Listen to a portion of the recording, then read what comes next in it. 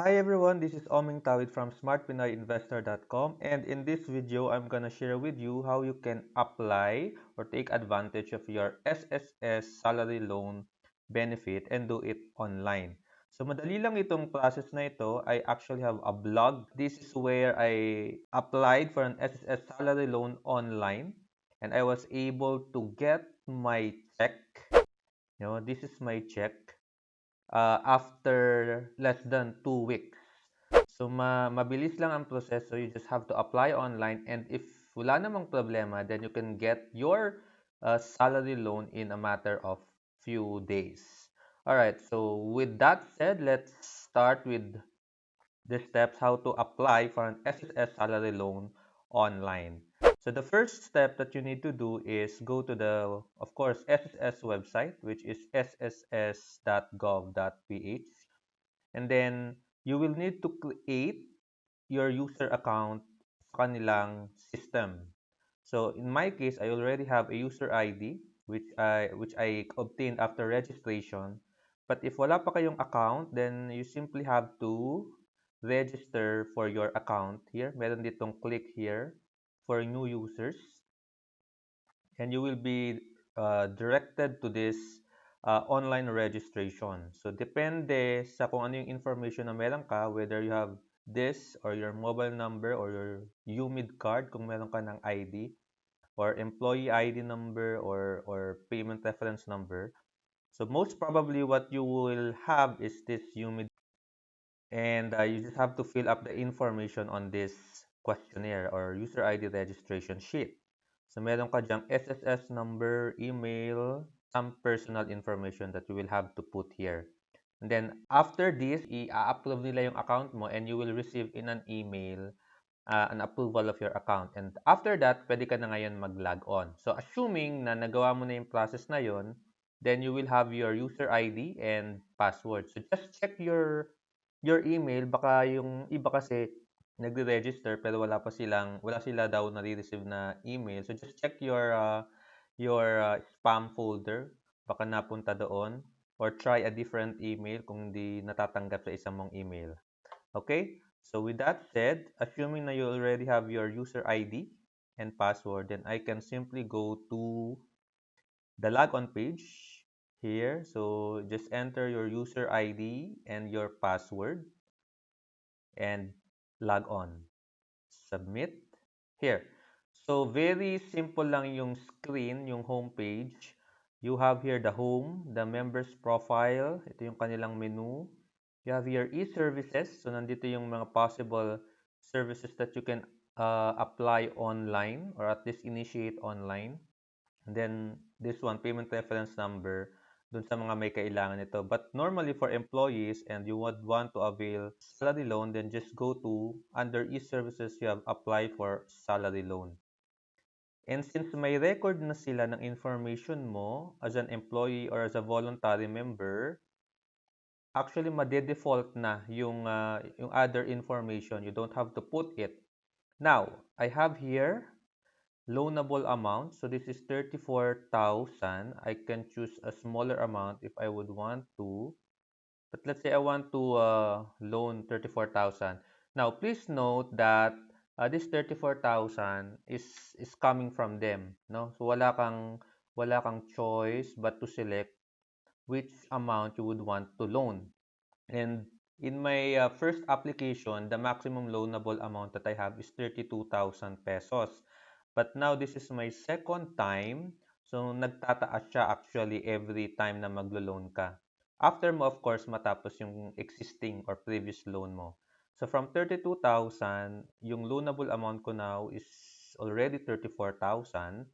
I can lower it down if I would want to. But for others, depende kasi ito sa contribution amount na nire-remit mo at ng employer mo. Yung iba pwedeng mas mababa dito sa amount na you see on my screen. Okay? So you just have to select it and then payment mode. Okay, so you need ATM. If none, then it will be a check payment. So dahil wala pa naman akong ATM, I think kasi meron silang nag-i-issue sila recently ng cash card. kung saan do'n nila dine-deposit yung loan amount mo. But since wala pa ako nito, most likely I will receive it via check, which is what I had during my first application.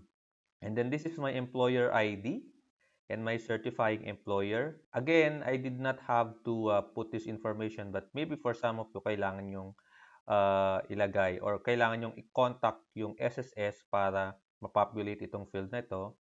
And then certifying employer branch location. Again, this is also provided by the system na. So all I have to do is actually what? To select the amount and then click the I agree to the terms and service and click proceed. So kung meron man kayong information dito na kulang, something stopping you to submit this, then just contact probably your employer and then also the nearest SSS branch in your place para ma-verify and ma-assist kayo sa kailangan yung ma-accomplish. So given that you have this complete information, then all you have to do is click proceed. And then I will be given here a disclosure statement on loan or credit transaction. So dito lang pinapakita yung distribution. So kung ang loanable amount ko is 34,000, merong mga fees kasi yan. So ang service fee for example is 1%. So, pwede natin tong i-download para mas malaki. Ayan. We have here the loan amount which is 34,000. There are some fees involved. 1% of loan amount would be the service fee, which is 340 pesos. And then balance of previous loan, dahil wala naman ako, then zero lang siya. And then net proceeds, so that is 34,000 less the 1% fee, service fee. So 34,000 minus 340 is 33,660. So ito ngayon yung magre-reflect na amount doon sa cheque na marireceive ko. And then meron na ditong schedule of payments, no? So since today is August, magi-start siya after 2 months. So the first payment will then be on October 2019. So ang due date niya is November and ang monthly amortization or monthly payment is this amount, 1568.93. Ayan. So, kung gusto mo lang makita yung interest and yung other pertinent information, but the monthly payment would be the same in a span of 24 months. So, the effective interest rate is 10.47%. So, this is just for your information. You can practically ignore this, but if you would like to see kung ano yung effective interest rate, 'di ba? Kung magkano yung kinikita ng SSS. So this is very helpful for you. So now going back to the screen, so you need to submit it again para ma-submit talaga yung application mo. So this action will send the supplied information to SSS. So do you want to continue? So okay, I'll click okay. And ang sabi dyan is you have successfully submitted your salary loan application on August 7. So this is today. 2:50 p.m. So we are awaiting certification from your employer and your salary loan application will expire if your employer fails to certify on or before August 12. So now this is my transaction number. So therefore, it is very important to inform your employer that you actually applied for an SSS salary loan online because kailangan nilang i-certify yung loan application mo. So either you have to contact them personally, yes, pwede mong puntahan sa HR department or whichever is applicable in your employment. But in my case, automatic na actually nare-receive siya. So I don't have to inform it. But just to be sure, no, I would also inform my employer about my salary loan application so they can certify it and expedite the application. So what's gonna happen after the certification? Well, you just have to wait, no? In my case, after nilang ma-certify or from the time that I applied during my first application, it actually took less than 2 weeks. So again, the steps are you just have to create an online SSS account and then you have to apply for SSS salary loan that is under e-services and then you will have your transaction number and then na-receive ko yung cheque in less than 2 weeks. So it's very smooth, it's very easy, it's very comfortable. The only problem that you will have is sometimes kasi yung SSS website this one becomes unavailable at times. So kailangan nyo lang din timingan. But of course, we expect the service of the government to improve such that this system will be available all the time. Okay, so after mo ma-inform yung employer mo, you just have to wait for a notification again from your employer that your check is available for pickup. That is my experience. So I think that is the most ideal. The check will be delivered to your employer, okay, coming from SSS, and then your employer will inform you na available na yung check for pickup. But yung iba kasi it has to be delivered somewhere, pwedeng sa residence. So just make sure na your information, your SSS information is updated dun sa SSS system such as your employer para mabilis and mas smooth yung transaction. But yun, ganun lang siya kasimple. Apply for an account and then apply for an SSS salary loan and then the waiting time begins. So just to show you no, yung other services dito sa website, total nandito na tayo, you can actually apply for other e-services available here. I can tackle that in our next videos. But in relation to salary loan, you can actually see yung mga status if you have exist or previous or existing salary loan. So that is still under e-services, and then so after e-services inquiry, marami siya actually ditong menu and information available. So in relation to SSS salary loan, I can go to loan status. Okay, so check natin if nasa system na yung kanilang ano. So this is still my first salary loan. No, so wala pa yung in-apply ko ngayon because hindi pa siya ito. Loan application is for employer certification.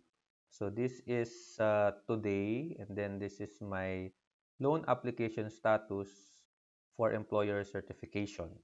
And then I have, as mentioned, I have applied already the first time noong February 2017, which is the amount is 32,000. Then, so makikita mo dito yung other information and yung payment. So, meron ditong statement of account and loan payments. So, makikita mo dito kung nagbabayad ba talaga yung or nire-remit ba talaga ng employer mo yung salary loan payments na dinededuct nila sa salary mo. But wini-withhold kasi nila yon on the assumption na, of course, i-remit nila yon kay SSS. So, in my case, na-remit naman siya after 24 installment. Ayun. So, in short, marami ka nang makikitang information sa SSS account. Yeah, so just make sure that the information reflected here is up to date. If not, contact your employer and contact SSS. Go to the nearest branch near you. Okay? So, thank you guys for watching. I hope this has helped you. Again, if you have more questions, so you can comment it in my blog.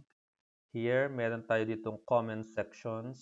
So, marami actually kwento yung iba dito. If you will read the comments, meron din nag-share dito actually ng information dahil hindi kasi available yung website. So, he has to approve or he has to do the application sa isang branch. And ang sinabi niya dito is this one. So, this only works if meron ka ng UMID ID. So, pupunta ka ngayon sa ito. So, register to the SSS website. And then, go to the nearest SSS branch. Then, pupunta ka ngayon sa SSS kiosk or machine. And then, tap your UMID card. Browse and look for the online loan application. Then apply for the loan application and check your loan application in the SSS website. So, filed my loan during the SSS online loan application is down. So, pwede mo itong gawin if yung website ni SSS is down or hindi applicable or hindi available yung online loan application. So, there are times kasi na available yung website pero hindi naman available yung menu. So, wala ditong, halimbawa, apply for salary loan. So, again, SSS is still undergoing some improvements. But if it is urgent for you to apply for a loan, then assuming that you have already a UMID card, just go to nearest SSS branch and then do these steps. And then, just check the application of your loan sa SSS website ulit. Okay, and then may mga problema dito na hindi nila nalalaman kung saan napunta yung cheque. So, in those instances, go to the nearest SSS branch. Okay? So, kung ano yung malapit na SSS branch, puntahan nyo na lang. So, just read the comments and you will learn a lot actually about some circumstances surrounding application of SSS salary loan online. And if you find this video helpful, then you can subscribe in my channel and learn more about how to handle your finances better. So thank you guys for watching and see you in our next video.